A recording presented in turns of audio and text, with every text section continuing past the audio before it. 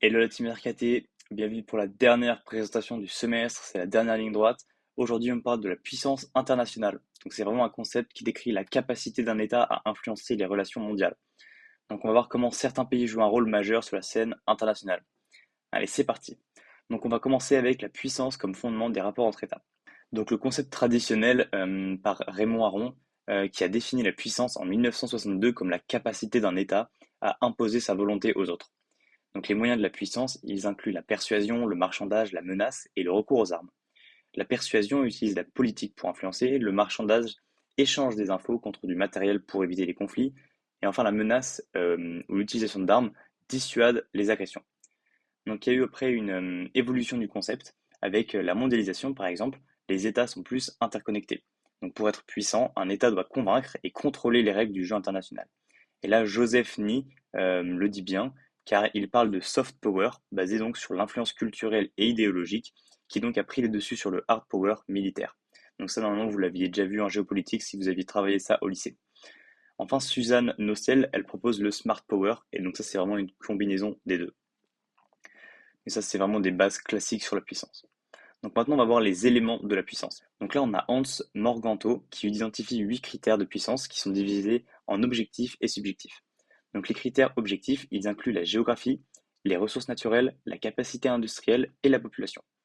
Ensuite, les critères subjectifs, ils incluent l'état de préparation militaire, le caractère national, le moral national et enfin la qualité de la diplomatie. Aujourd'hui, l'économie joue souvent un rôle plus important que la puissance militaire.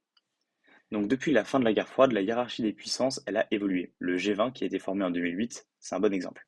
Donc en 2024, il y a de nouveaux membres qui vont rejoindre les BRICS. Donc les BRICS, c'est le Brésil, la Russie, l'Inde, la Chine et l'Afrique du Sud. Et donc les nouveaux membres, ça va être l'Argentine, l'Arabie Saoudite, les Émirats Arabes Unis, l'Égypte et l'Éthiopie et l'Iran. Donc maintenant, on va voir qu'il y a des puissances mondiales et régionales. Donc il y a les États-Unis, c'est la puissance mondiale dominante. Ensuite, on a le Royaume-Uni et la France, qui sont d'anciennes puissances coloniales, mais qui sont membres permanents du Conseil de sécurité de l'ONU. Ensuite, on a la Russie, qui a vraiment une très grande capacité militaire et nucléaire, mais elle a quand même des difficultés économiques internes. Ensuite, on a le Japon, l'Allemagne, ça c'est des géants économiques avec une influence politique qui est quand même limitée. Et enfin, on a la Chine, qui a une très très forte capacité économique et politique, mais pas encore au niveau des États-Unis, même si on voit qu'elle commence à vraiment bien évoluer. Donc maintenant, on va continuer de parler de la Chine. Donc, parlons du développement économique. La Chine, elle vise à devenir la première puissance mondiale. Donc depuis les années 70, elle a libéralisé son économie, devenant la deuxième puissance économique mondiale et la première puissance commerciale. C'est une membre de l'OMC depuis 2001 et la Chine, elle représente 14% du commerce mondial. Donc on va voir aussi maintenant l'envers du décor économique et social. Donc malgré les succès économiques, on voit que la Chine elle fait face à des défis. Typiquement, en 2021, plus de 35% de la population active vivait de l'agriculture avec des revenus très faibles. La population elle est vieillissante et elle entraîne un phénomène de dépopulation. On voit donc que la Chine se classe au 79e rang mondial en termes de développement humain en 2021. Et donc on voit bien que les inégalités et la corruption persistent, qui restent accompagnées de répression politique et de contrôle strict de la presse et d'Internet. Donc on voit que la Chine, sur la scène internationale, elle s'affirme avec des principes de développement pacifique, une défense solide et la promotion d'un monde multipolaire. Elle reste membre du Conseil de sécurité de l'ONU, du G20 et des BRICS, et elle s'implique en Afrique, en Asie et en Europe.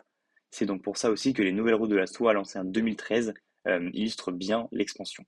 Ensuite, on voit bien une puissance militaire et des revendications territoriales. Typiquement, la Chine, elle possède une grande puissance militaire avec une capacité nucléaire depuis 1964 et une armée de plus de 2 millions de soldats. Donc elle revendique des territoires comme Hong Kong, Macao et des îles disputées.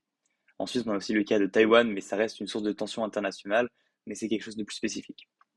Ensuite, on a le soft power chinois, donc là depuis 2004, les instituts Confucius, présents dans 150 pays, et les médias d'État chinois, ils diffusent des discours officiels pour augmenter l'influence mondiale de la Chine. Donc en conclusion, on voit que la puissance internationale de la Chine, elle est marquée par des ambitions claires pour devenir la superpuissance du XXIe siècle et détrôner les États-Unis.